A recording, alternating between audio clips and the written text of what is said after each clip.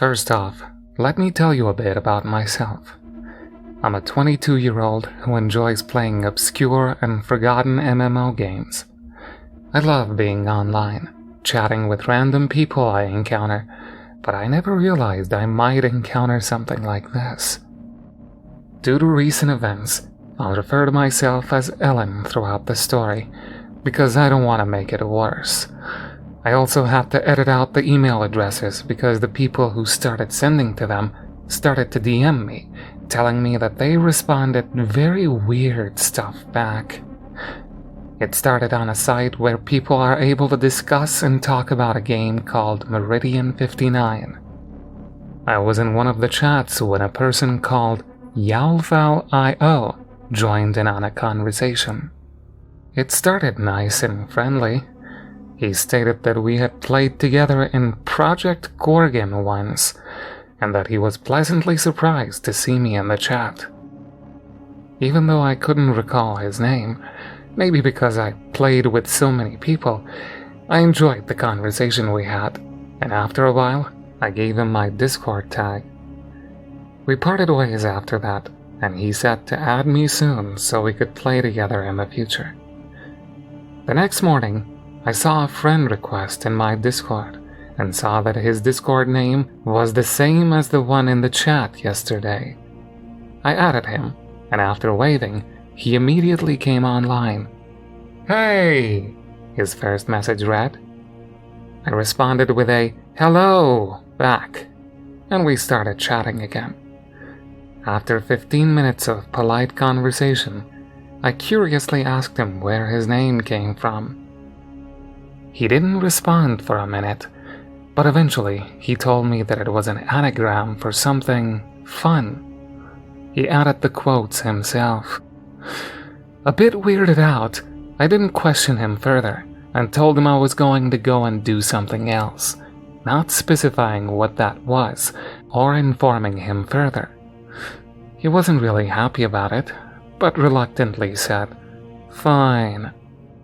I started to find his behavior a bit weird, but shrugged my shoulders and started to boot up a new MMO I discovered some time ago. After 3 hours of playing, it happened. I became a bit nervous, and my hair on my neck started to rise. As I was reading the in-game chat, a player called YowlFoulIO joined the game. With such an obscure tag, I knew it could only be him again. I tried to calm myself down. It could be that this was just a coincidence and it was just a meaningless thing. But soon enough, he typed, "Hey, Ellen," in the chat. And I just knew I was dealing with a stalker. Not responding to him, I blocked him on Discord and Steam, and also made my socials private so if he went snooping around, he couldn't find me. I had heard enough creepy stories to know what stalkers are like. A bit relieved I was safe again, I let out a sigh of relief. I was glad it was a minimal encounter, and I dealt with it before it went out of hand. Or so I thought. Not even 5 minutes after blocking him, I got an email from a person called. It contained only 5 words, but it was enough to make me really, really scared. "You made a big mistake." My blood went cold as I read it. I had no idea how he could have gotten my email, as I use fake mail for most of my accounts. I didn't know how to deal with it, or what to do anymore. None of the stories I had heard prepared me for this, and I felt a creeping fear that this guy was going to do something very bad. I emailed him back, saying that I blocked him for a reason, and that he was seriously creeping me out, stating that I would go to the police if he continued like this. I then proceeded to create a new main email account and deleting the old one. It was going to take me some time to change my email everywhere, but I wanted to get rid of this guy as quickly as I could. For a few days, nothing new happened. It seemed that he had lost his trail on me, and I prayed that he also wouldn't bother anyone else. After college, I went home and booted up my computer to be welcomed by a new mail. A mail to my new main mail account. I was nauseous immediately and felt sick to my stomach as my hands began to tremble. Had sent me a mail. It read like this: "In shadows I dwell, an eternal dance with your fears. No escape, no sanctuary, my obsession, a relentless specter haunting your every step. I love you so much, my ever love, my dove that only wants me, dying. You'll regret it though, you making me cry. I love you. I follow you." I, now in full panic mode, went to the nearest police station, showing them all the evidence, asking them for help. They stated there wasn't much I could do besides putting down a complaint against an unknown. They told me to change my accounts again and to make sure I remained as safe as I could. When I got home again, I started crying. I never asked for this. I was so scared someone was going to hurt me.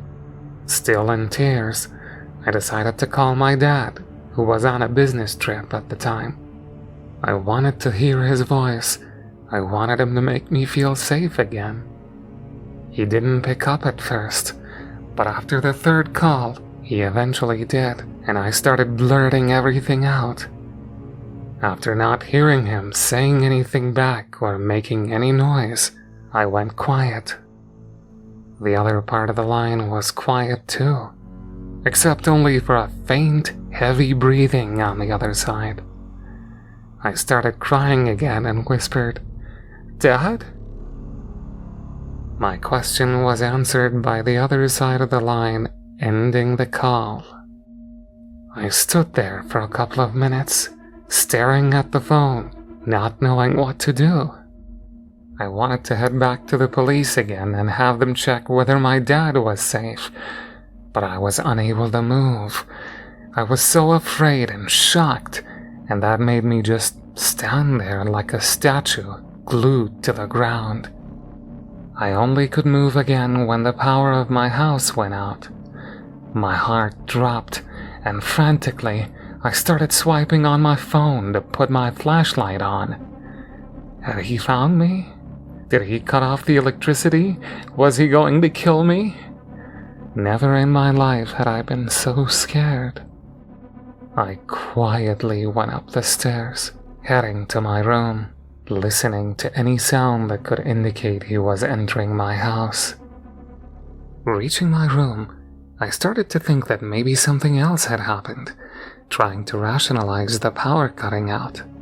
Maybe it was just a malfunction and the whole street was out? How could a crazy stalker have found a way to cut off my power, or even find my house when I never told my location to anyone online? It was as I entered my room that I heard the sound of shattering glass downstairs.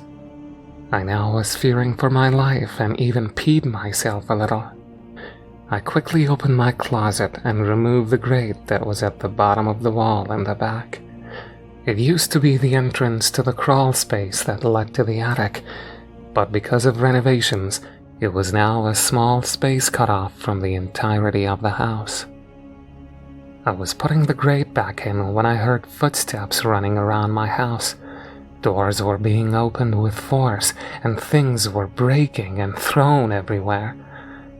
It went quiet for a second when all of a sudden, the footsteps rushed upstairs, and the door to my room was thrown open. Through the gate, I saw a small beam of light shining through the door of my closet. The beam became brighter, and the footsteps louder as it came closer to the door. The latter slammed open and the light ran through the closet. Only a bit of clothing was hiding the grate leading to me now. My heart was racing and cold sweat was running down my spine. I slowly placed my hand in front of my mouth to mask my breathing. Tears were running down my face, but I managed to stay completely silent. He went deeper into the closet, shining his flashlight everywhere. I could hear his heavy breathing and smell the stench that came off him. I could only see a little bit of him through the mix of grate and clothing, but I did manage to see something. He was large, very large, wearing stained clothing with some stains looking like blood. In his left hand he held a flashlight, and in his trembling right hand was a big, dull-looking kitchen knife. He was now standing practically beside the grate.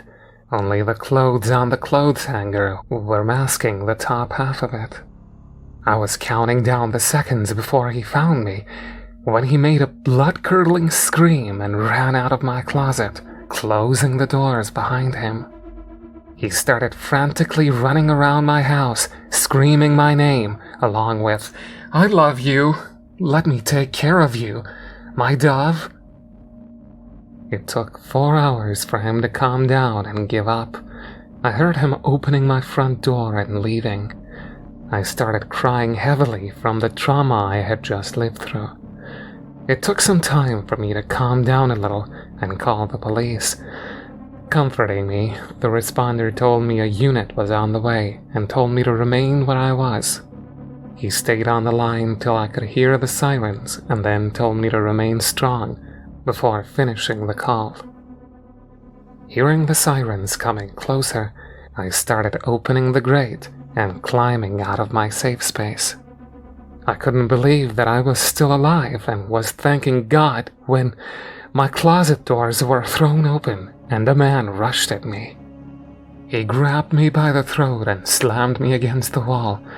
I could feel my blood being cut off to my head because of the grip, and in the darkness, I could see his big dark eyes looking at me, flashing his yellow rotten teeth in a wicked smile.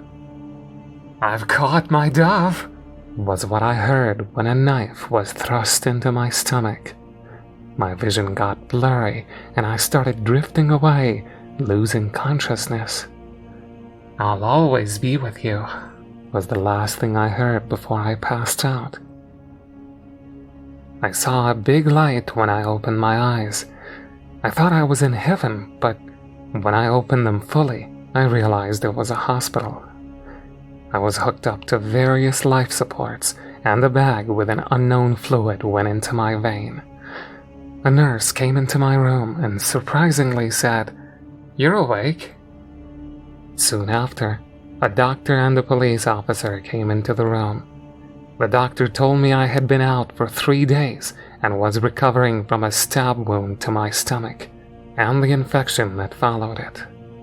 He then nodded at the officer, and the officer started speaking. He stated that after I lost consciousness, the police arrived at my house and found me laying on the ground, bathing in my own blood. They called the ambulance, and because of a wonder, as he said, I survived. He told me that the person who had entered my home didn't leave any DNA behind, and even my throat was wiped clean by him to make sure nothing was left behind. The only thing they found was a note stating, "The 9th dove from my pen." I'm still in the hospital, recovering. I don't know what to do next, but I wanted to record this to make everyone aware of this. Don't trust the people you meet online. He might be one of them.